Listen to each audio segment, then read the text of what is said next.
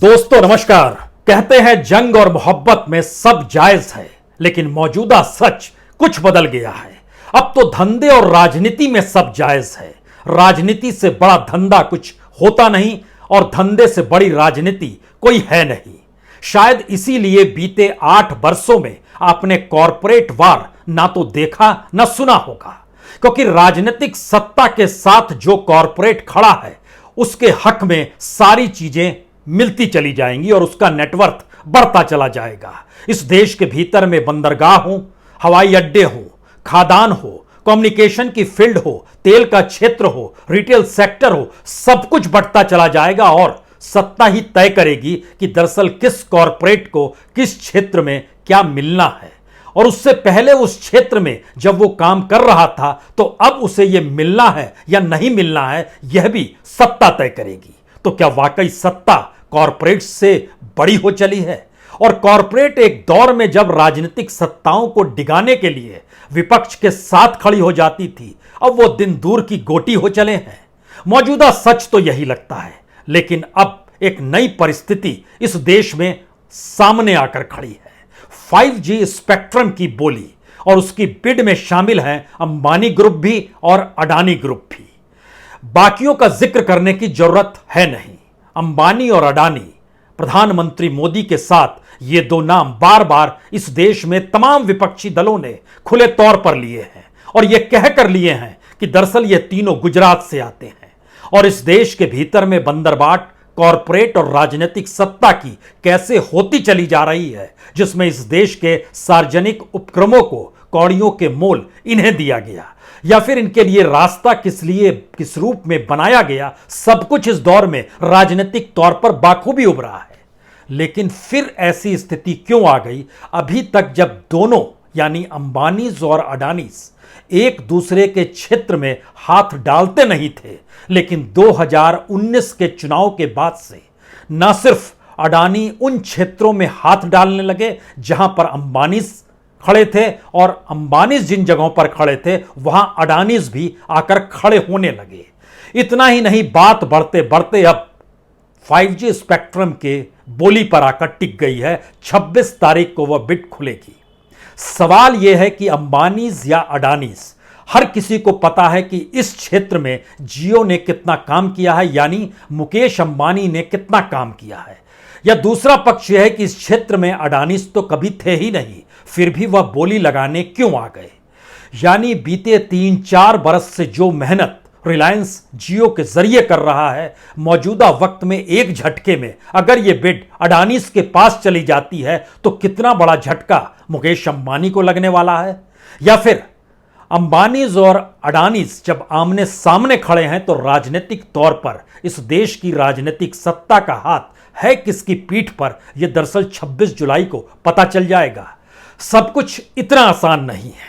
कुछ आइए जरा उन पन्नों को खोलते हैं जिन जरियों आप समझ पाएं कि इस देश के भीतर में कॉरपोरेट का योगदान राजनीतिक तौर पर क्या रहा है। जब अटल बिहारी वाजपेयी की सरकार 2004 में हारने की दिशा में बढ़ चुकी थी, लेकिन संशय की स्थिति थी हारेंगे या नहीं हारेंगे, चुनाव परिणाम आने के एक दिन पहले मुकेश अंबानी 10 जनपथ में नजर आए और उसके बाद राजनीतिक तौर पर मान लिया गया कि दरअसल जीत या कहें हार वाजपेयी सरकार की हो रही है और दूसरी तरफ यूपीए जीत जाएगा। हुआ वही, वो जीत गए।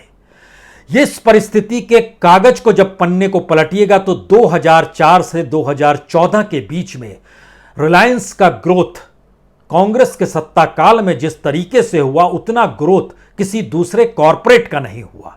दूसरे कॉरपोरेट को मौके जरूर मिले और प्रतिस्पर्धा कुछ क्षेत्रों में जरूर रही, लेकिन ग्रोथ रिलायंस का जरूर हुआ उस दौर में। 2004 के बाद अडानी एक नए ग्रुप के तौर पर उभर कर सामने आए और उभरते उभरते 2022 में इस देश के सबसे रईस और दुनिया में नंबर 3 के सबसे रईस शख्स हो चले हैं। यानी उन्होंने अंबानीज को भी पछाड़ दिया। तो क्या वाकई 5G स्पेक्ट्रम को लेकर जब आमने सामने अंबानीज और अडानीज खड़े हैं तो क्या इस देश की राजनीतिक सत्ता भी अब तय करने जा रही है कि वह किसी एक ही कॉरपोरेट के साथ खड़ी होगी और दूसरा समझ ले उसके साथ वो नहीं खड़ी है। ये जानते समझते हुए कि 2015 में जब जियो ने अपने आप को लॉन्च किया तो उसके ब्रांड एम्बेसडर के तौर पर जिनकी तस्वीर थी वो तस्वीर देश के प्रधानमंत्री नरेंद्र मोदी की थी। देश के अखबारों में पहले पन्ने पर तिरंगे में लिपटा हुआ जियो लॉन्च होता है और प्रधानमंत्री मोदी की तस्वीर उस पर चस्पा होती है। हर किसी ने मान लिया कि अंबानी के साथ देश के प्रधानमंत्री खड़े हैं। उसके बाद मुंबई में अस्पताल का उद्घाटन, वह भी हर किसी के जहन में होगा। उस वक्त भी प्रधानमंत्री मोदी वहां पर पहुंचे और जिस तरीके से अंबानी परिवार सामने था सब कुछ नजर आने लगा।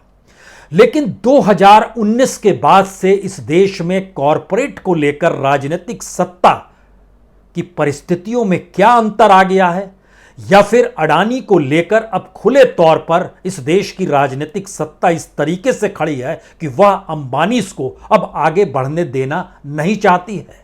इसीलिए बीच बीच में बातें निकल कर आई कि दरअसल लंदन में उन्होंने घर खरीद लिया है, मुकेश अंबानी ने अमेरिका में एक होटल खरीद लिया। क्या ये बातें इसलिए निकल कर आई? आज इनको थोड़ा सा पन्ने को बंद करते हैं, जरा स्थिति को समझने की कोशिश कीजिए। इसके राजनीतिक और कॉरपोरेट धंधे और राजनीति के बीच में चलना शुरू कीजिए, क्योंकि 5G स्पेक्ट्रम के लिए अडानी डेटा नेटवर्थ ने जो फॉर्म भरा है कि हमें ये चाहिए, उसका अपना नेटवर्थ जो है सिर्फ 248 करोड़ रुपए का ही है। 248 करोड़ 35 लाख रुपए यह इसका टोटल नेटवर्थ है। और वह जिस कंपनी के साथ अडानीज ने जुड़े हुए दिखाया है वो है अडानी इंटरप्राइजेज, जिसका नेटवर्थ 4730 करोड़ का है।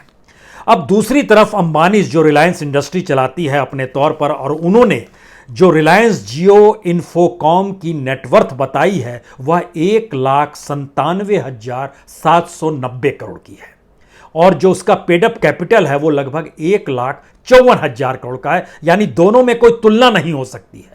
और एक फैक्ट ये भी है कि 2019 से जियो लगातार तैयारी कर रहा था, लेकिन अडानीज एक झटके में निकल कर आए और उन्होंने जो डिपार्टमेंट ऑफ टेलीकम्युनिकेशन है उन्होंने यूनिफाइड लाइसेंस के लिए जो लेटर ऑफ इंटेंट होता है वह भी उनके लिए जारी कर दिया। यानी 2022 में यूनिफाइड लाइसेंस का जो लेटर ऑफ इंटेंट है वह जारी होता है, और 2013 में यह लाइसेंस रिलायंस ले चुका था। 2013 में जो उनको यूनिफाइड टेलीकॉम लाइसेंस मिला, जिसमें फुल कनेक्टिविटी सर्विस ऑफर के लिए जो दिया जाता है, 2022 में यह ले रहे हैं, 2013 में वह ले चुका था। अब यहां पर किसी के भी जहन में एक सवाल होना चाहिए कि 2013 में अंबानीज की क्या स्थिति थी। 2013 में अंबानीज का नेटवर्थ जो था वह 1,64,000 करोड़ का था। अंबानीज का नेटवर्थ जो था वह 20,709 करोड़ का था।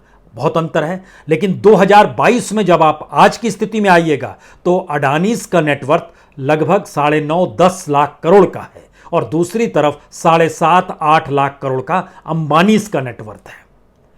2013 में भारती मित्तल भी थे कहीं बीच में, सुनील भारती मित्तल, उनका जो पूरा नेटवर्थ था वो 10वें नंबर पर भारत के रईस उस समय थे।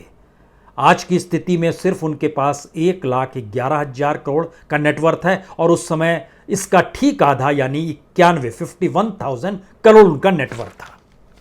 रफ्तार को समझने की कोशिश कीजिए। जब राजनीतिक सत्ता कॉरपोरेट के साथ खड़ी हो जाए तो स्थिति कैसे उसके अनुकूल होती है, और कॉरपोरेट वार के लिए खड़े हुए दूसरे कॉरपोरेट कोई मायने नहीं रखते हैं, यह खुले तौर पर समझा जा सकता है। अगला सवाल, इसके बाद अडानी ग्रुप ने अपने तौर पर हालांकि इस 5G स्पेक्ट्रम को लेकर साफ तौर पे कह दिया कि हम कंज्यूमर मोबिलिटी स्पेस का कोई प्लान हमारा नहीं है, हम तो प्राइवेट नेटवर्क सॉल्यूशन स्थापित करने पर जोर देंगे। और एक बयान उन्होंने जारी किया, बड़ा इंटरेस्टिंग बयान है ये। उन्होंने कहा कि airport, port, logistic, power generation, transmission, distribution और कई मैन्युफैक्चरिंग ऑपरेशन, साइबर सिक्योरिटी के साथ जो प्राइवेट नेटवर्क सॉल्यूशन देने के लिए जो 5G स्पेक्ट्रम नीलामी में वो भाग ले रहे हैं, यानी जिस क्षेत्र में वो भाग ले रहे हैं, अगर वो हिस्सा पूरे तरीके से अडानीज के पास चला जाए और मान लीजिए वो कंज्यूमर में ना भी आए, तो भी जिसके हाथ में वो बिड जाएगी वह कमजोर हो जाएगा अगर ये सारे क्षेत्रों से वह अछूता है। तो अडानीज कह रहे हैं हम तो भाई डिजिटल के तौर पर अपने आप को क्रिएट करना चाहते हैं। इसीलिए उन्होंने अपने बयान में 4 लाइन और लिखी। उसमें लिखा कि हमें super app edge data centre और इंडस्ट्री कमांड और डेटा सेंटर्स जैसे अपने खुद के डिजिटल प्लेटफॉर्म के लिए ultra high quality data streaming जैसी सीटी की जरूरत है। यानी एक झटके में परिस्थिति ऐसी आ गई कि कल तक जो जियो या रिलायंस या मुकेश अंबानी मानकर चल रहे थे कि दरअसल 5G स्पेक्ट्रम तो उन्हीं के पास आएगा और इसका जिक्र वो कोई आज से नहीं कर रहे थे। 15 जुलाई 2020 को जब 43वीं सालाना बैठक हुई थी रिलायंस इंडस्ट्रीज की, तो उसमें बाकायदा मुकेश अंबानी ने ऐलान किया था कि रिलायंस का Jio platform made in India 5G technology के साथ अब लॉन्च के लिए तैयार है। उसके बाद उन्होंने कहा था कि दरअसल हम जिस तरीके से आगे बढ़ रहे हैं उसमें 5G प्लेटफॉर्म अब गूगल के साथ भी, क्योंकि उसमें सुंदर पिचई भी मौजूद थे। हम 2020 का जिक्र कर रहे हैं, तैयारी इनकी तब से थी और वह उस समय कह रहे हैं कि जियो ने अपने तौर पर, जियो के साथ सुंदर पिचई ने गूगल के लगभग $5.5 अरब रुपए जियो प्लेटफॉर्म में निवेश करने का उन्होंने ऐलान भी कर दिया। और ऐलान इसलिए किया गया क्योंकि उसके बाद जानकारी आई कि गूगल और जियो की भागीदारी में एक एंड्रॉयड प्लेटफॉर्म पर चलने वाले सस्ते स्मार्टफोन बनाने की योजना है। यानी 5G आएगा तो स्मार्टफोन चाहिए, स्मार्टफोन सस्ता होना चाहिए, प्लानिंग उस लिहाज से चल रही है। लेकिन सामने अब अडानी आकर खड़े हो गए हैं और यह जानकारी दी गई कि लगभग 35 करोड़ लोग स्मार्टफोन इसके बाद खरीद पाएंगे, क्योंकि अभी जो 2G स्पेक्ट्रम पर इस फोन चलते हैं उस फोन का इस्तेमाल 5G पर हो नहीं पाएगा। तो उनके लिए या उनकी जेब को देखते हुए एक स्मार्टफोन सस्ता हम बनाएंगे। इस दिशा में चीजें आगे गई और सुंदर पिचई ने भी अपने तौर पर उस मीटिंग में कहा था, जो वर्चुअल मीटिंग थी, उस समय कोविड का काल था, लेकिन उन्होंने कहा था कि गूगल और जियो प्लेटफॉर्म ने एंड्रॉयड ऑपरेटिंग सिस्टम और प्ले स्टोर के अनुकूल मिलकर एक एंट्री लेवल किफ़ायती स्मार्टफोन विकसित करने की सोच ली है और इसको हम एक बिजनेस डील के तौर पर देखे जा सकते हैं। उसके बाद पूरी दुनिया में हंगामा हुआ था कि जो चीनी स्मार्टफोन होता है ना, जो शाओमी बनाती है, उसको अब भारत में ये काउंटर करेंगे और अब उनके माल यहां पर नहीं बिकेंगे। फेसबुक ने भी जियो के साथ समझौता किया और उसने भी लगभग $5.7 अरब निवेश किया जियो प्लेटफॉर्म पर और फेसबुक के व्हाट्सएप और रिलायंस के जियो की भागीदारी के साथ ये माना गया कि चीनी प्लेटफॉर्म वीचैट जो है वह भी अब भारत में नहीं चलेगा, क्योंकि यह एक ऐसी दुकान है जहां सब कुछ होगा। और 35 से 40 करोड़ ग्राहकों का जिक्र हो रहा है तो कोई भी निवेश करने को तैयार हो जाएगा। लेकिन भारत के भीतर की राजनीति के मंत्र को समझिए, क्योंकि अभी तक ये माना जाता रहा कि एक दूसरे के क्षेत्र में हस्तक्षेप नहीं होगा, लेकिन एक झटके में हस्तक्षेप से स्थिति कहीं आगे बढ़ गई। क्योंकि एक एक करके अगर आप परिस्थिति को देखिएगा तो अंबानीज जो थे वो ऑयल रिफाइनरीज में, पेट्रोकेमिकल्स में, कंज्यूमर फैसिलिटी, टेलीकॉम में, रिटेल सेक्टर में, बिजनेस सेक्टर में, डिफेंस में, ग्रीन एनर्जी में, मीडिया में, इसमें लेकर वो लगातार आगे बढ़ रहे थे। अडानी स्पोर्ट्स में थे, कोयला खदान में आए, उसकी मैन्युफैक्चरिंग उत्पादन में लेकर आए, एनर्जी डिस्ट्रीब्यूशन में आए, पावर प्लांट्स खोलने शुरू किए, एयरपोर्ट में आए, डाटा सेंटर में आए, सीमेंट में आए, कॉपर में आए, कई जगहों पर आए, लेकिन कहीं मामला टकराते हुए दिखाई नहीं दे रहा था। लेकिन मामले की टकराहट की शुरुआत होती है अडानीज जब ऐलान करते हैं कि हम पेट्रोकेमिकल के क्षेत्र में आ रहे हैं। शुरुआत वहां से होती है और उसके बाद न्यू एनर्जी बिजनेस, अंबानीज अपने तौर पर न्यू एनर्जी बिजनेस में उन्होंने चीज़ों को जब आगे बढ़ाना शुरू किया तो अडानीज ने कहा कि हम तो वर्ल्ड लार्जेस्ट रिन्यूएबल एनर्जी को लेकर प्रोड्यूस करने की स्थिति में 2030 में खुद को रख रहे थे, आप बीच में कैसे आ गए। ये कहना था कि 75,000 करोड़ रुपए के निवेश का ऐलान अंबानीज के जरिए हो गया। टकराव इस रूप में था कि आप उस क्षेत्र में हैं तो हम भी उस क्षेत्र में आएंगे, क्योंकि नेटवर्थ और ग्रोथ अडानीज का बहुत तेजी से बढ़ रहा था, लेकिन आमने सामने अभी तक दोनों नहीं आए थे। क्लीन एनर्जी के क्षेत्र में जब आए तो माना गया कि अंबानीज जो है ये सी वाटर जो होता है उसको डीकार्बोनाइज करेंगे और ऑयल बिजनेस में इस्तेमाल करेंगे। अडानी जो थे वह कह रहे थे सी वाटर का वो डिसैलिनेट करेंगे, उसमें जो नमक होता है उसको निकालेंगे और इलेक्ट्रोलाइजर को प्रोड्यूस करने के लिए ग्रीन हाइड्रोजन की दिशा में बढ़ेंगे। ये दोनों के अपने अपने रास्ते थे। यानी अंबानीज अपने तौर पर split water using solar power to produce green hydrogen की दिशा में बढ़ रहे हैं अडानी, और अंबानीज जो हैं हाइड्रोजन प्रोड्यूस करने की दिशा में बढ़ते हुए नेचुरल गैस का सहायता ले रहे हैं और हाइड्रोकार्बन से चीजों को डेवलप करेंगे। ये बातें निकल कर आ रही हैं, लेकिन आमने सामने खड़े होने की परिस्थिति बिल्कुल नहीं थी। इसलिए ध्यान दीजिए तो जामनगर में रिलायंस की रिफाइनरी जो है, जो वहाँ पर रिफाइनरी के साथ पॉलीमर्स या पॉलिएस्टर या फाइबर्स जो क्रिएट होते हैं, और अडानीज़ ने अपने तौर पर जो कोल के सेक्टर में चीज़ों को आगे बढ़ाया, माइंस इन्होंने इंडोनेशिया में ली, इन्होंने ऑस्ट्रेलिया में ली, तमाम जगहों पे चीज़ें, लेकिन अलग अलग दिशा में आगे बढ़ रही है। सवाल सबसे बड़ा ये था कि क्या वाकई अडानीज और अंबानीज किसी एक क्षेत्र में जब आमने सामने आकर खड़े होंगे तब इस देश की राजनीतिक सत्ता किसके साथ खड़ी होगी? और यह सवाल अब आकर 5G स्पेक्ट्रम में फंस गया है, क्योंकि याद कीजिए इस देश के भीतर में सिविलियन ड्रोन को लेकर भी जब भारत सरकार ने ड्रोन का ऐलान किया तो भी दोनों ने कहा हम दोनों बनाएंगे और हम सबसे ज्यादा बेचेंगे। दोनों के दावे हैं, अभी आमने सामने खड़े होने की बात नहीं है, क्योंकि वहां पर कोई बिड नहीं लग रही है। यहां पर तो बिड लग रही है 5G स्पेक्ट्रम को लेकर। और इस राजनीतिक तौर तरीके को अगर समझने की शुरुआत करें तो हमने एक चीज आपको और जानकारी दी थी कि किस तरीके से एनडीए और यूपीए की लड़ाई 2004 की थी। उसके बाद एक चीज और दिमाग में लाइए, दक्षिणी मुंबई में 2019 के इलेक्शन के समय मुकेश अंबानी ने खुले तौर पर मिलिंद देवड़ा का नाम लिया था कि मिलिंद देवड़ा साउथ मुंबई की गलियों से वाकिफ़ हैं, वहाँ की सामाजिक आर्थिक परिस्थितियों से वाकिफ़ हैं, वहाँ के डायमंड वालों को भी जानते हैं और खोमचे वाले को भी जानते हैं। यानी एक खुला ऐलान था मुकेश अंबानी का कि मिलिंद देवड़ा को जिताइए। 2019 के इलेक्शन का हम आपसे जिक्र कर रहे हैं, 29 अप्रैल को वोटिंग होनी थी और मुकेश अंबानी ने 18 या 19 अप्रैल 2019 को बात कही थी। एक तरफ बीजेपी चल रही है या देश के प्रधानमंत्री चल रहे हैं कांग्रेस मुक्त भारत में, और दूसरी तरफ अंबानीज ने प्रेम दिखा दिया कांग्रेस के एक नेता को लेकर। तुरंत यहां से नेता रश किए मुंबई, और उसके बाद वो सीट, हालांकि साउथ मुंबई की सीट शिवसेना के पास थी, शिवसेना और बीजेपी मिलकर चुनाव मैदान में खड़े थे, लेकिन वहां पर की राजनीति और मुकेश अंबानी को राजनीतिक तौर पर कैसे समझाया जाए ये कहा जाता है बाखूबी समझाया गया, और उसके बाद उन्होंने राजनीतिक हाय तौबा कर ली। यानी मुकेश अंबानी राजनीतिक तौर पर किसी भी बयान को देने से बचने लगे। यानी भारत की राजनीति में कॉरपोरेट जिस लिहाज से चलता रहा है, राजनीतिक दलों के साथ अगर वो खड़ा हो जाए तो उस राजनीतिक दलों को सत्ता मिल जाती है, और अगर हट जाए तो सत्ता से बेदखल हो जाते हैं। लेकिन मौजूदा वक्त में बिल्कुल नई परिभाषा घड़ी।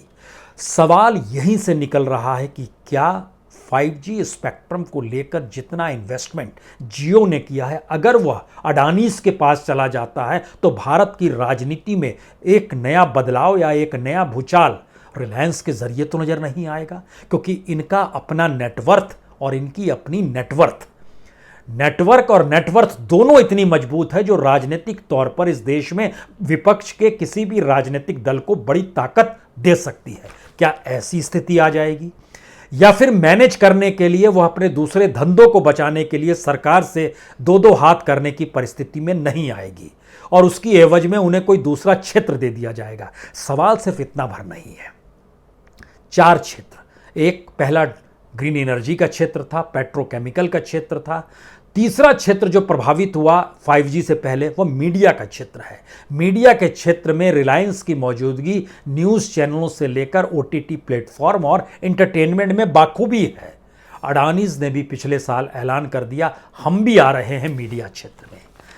यानी 2 ऐसे कॉरपोरेट जो राजनीतिक सत्ता के सबसे करीब हैं और विपक्षी दलों की जुबां पे इन्हीं दोनों का नाम खुले तौर पर रहता है, उन दोनों कॉरपोरेट के भीतर क्या 5G स्पेक्ट्रम एक बड़ी मोटी लकीर ऐसे तौर पर खींचने को तैयार हो चला है जहां पर कॉरपोरेट वार पॉलिटिकल तौर पे नजर आए, या फिर राजनीतिक सत्ता सब कुछ संभाल लेगी?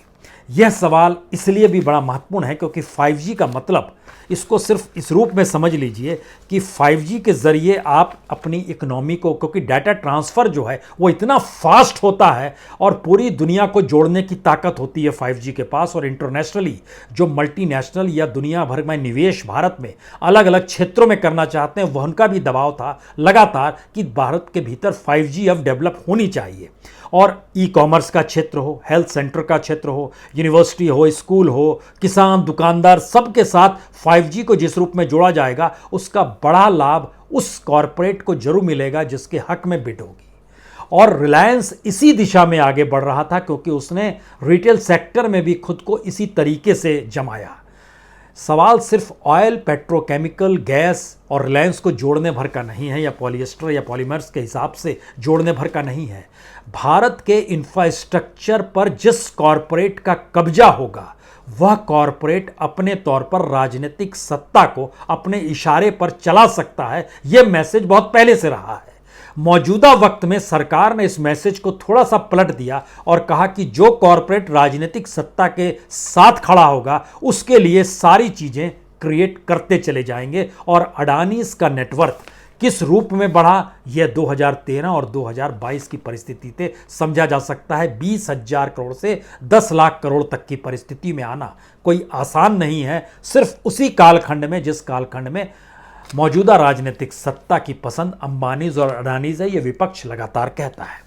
अगला सवाल जो शायद सबसे बड़ा सवाल इस दौर में हो चला है, क्योंकि जितनी बड़ी तादाद में इंफॉर्मेशन टेक्नोलॉजी, कम्युनिकेशन और डाटा ट्रांसफर और स्पेक्ट्रम की जरूरत किसी भी कॉरपोरेट के साथ जुड़ने के साथ उसकी मजबूती के साथ आ जाएगी, वह उसके नेटवर्थ को कहीं ज्यादा बढ़ा देगी। यानी राष्ट्रीय और अंतर्राष्ट्रीय तौर पर उसकी मजबूती हर दूसरे कॉरपोरेट से कई गुना आगे चली जाएगी। यह ठीक वैसे ही है जैसे 5G स्पेक्ट्रम में आप अगर चीज़ों को ट्रांसफ़र कर रहे हैं तो इतनी तेज़ी से होता है कि 1 सेकंड में HD फिल्म जो है वो 3.5 घंटे की 1 सेकंड में हो जाएगी और सामान्य तौर पर उसमें 10 मिनट लग जाते हैं। इस रफ्तार से चीज़ें बदलती चली जाएंगी। तो क्या एक नई परिस्थिति भारत के भीतर में कॉरपोरेट और राजनीति की खड़ी हो रही है, या फिर अंबानीज जिनका राज लगातार रहा और भारत के भीतर में 2009 से 2021 तक नंबर 1 तक, 21 के पहले 6 महीने तक नंबर 1 पर मुकेश अंबानी ही रहे। पहली बार मुकेश अंबानी नंबर 1 2006 में हुए थे और 2009 के बाद से कंटिन्यू रहे।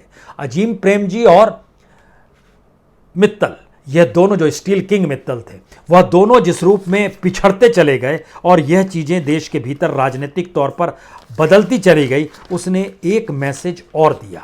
यह मैसेज इसलिए महत्वपूर्ण है क्योंकि तमाम कॉरपोरेट्स इस दौर में लगातार प्रयास कर रहे थे कि हम भी आगे बढ़ें। एयरटेल ने भी अपना आर्टिफिशियल इंटेलिजेंस के ज़रिए, वोडाफोन ने भी आर्टिफिशियल इंटेलिजेंस के ज़रिए परीक्षण शुरू कर दिया था कि हम किस तरीके से 5G का इस्तेमाल करेंगे। लेकिन यह चीज़ें ना सिर्फ गायब हो गई एक झटके में, इन 2 कंपनी कर्ज में डूबे हुए हैं। जियो एकमात्र है जो प्रॉफिट के साथ है, रिलायंस एकमात्र है जो सरकार के साथ है। उसमें सरकार के साथ का दूसरा प्रेमी अगर उभर कर सामने आ गया तो क्या होगा। 2022 में नंबर 1 पर अडानी ग्रुप है, यानी अडानी है। इससे पहले लक्ष्मी मित्तल और अजीम प्रेमजी, इन्हीं का जिक्र भारत में होता था जब तक अटल बिहारी वाजपेयी की सरकार थी। मनमोहन सिंह की सरकार में अंबानीज आ गए। अब नरेंद्र मोदी की सरकार का एरा 2021 के से शुरू हो गया, जिसमें अडानी अब लीड कर रहे हैं, जिनको आप रोक नहीं सकते हैं। 3 सवाल आखिर में, क्या भारत की राजनीति में कॉरपोरेट बीते 8 बरस से जिस खामोशी के साथ बाहर बैठा रहा, वो पहली बार क्या अब अंदर आने को तैयार होगा? भारत के भीतर की सबसे बड़ी कमजोरी विपक्ष के राजनीतिक दलों की कमजोरी है, जिसमें कोई कॉरपोरेट किसी के साथ कैसे खड़ा हो और वो कॉरपोरेट छत्रपों के साथ खड़े नजर आते रहे, जिसमें चाहे उत्तर प्रदेश में समाजवादी पार्टी का जिक्र करें या फिर शरद पवार और उद्धव ठाकरे को लेकर महाराष्ट्र का जिक्र करें। लेकिन सेंटर की नई राजनीति ने इस देश के भीतर में कॉरपोरेट की पॉलिटिकल फंडिंग को भी बदल दिया, और जब वो बदल गया तो भारत की राजनीति में विपक्ष ठहर गया, रुक गया, थम गया, और भारत की राजनीति जो दिल्ली से चल रही थी वो सरपट दौड़ने लगी। कॉरपोरेट्स के पास कोई विकल्प नहीं था। 5G स्पेक्ट्रम की बिड जब 26 जुलाई को होगी, वो अंबानीज के पास जाती है या अडानीज के पास, उसकी एक बड़ी आहट राजनीतिक दरवाजों पर सुनाई देगी, यह मानकर चलिए। बहुत बहुत शुक्रिया, बहुत बहुत शुक्रिया।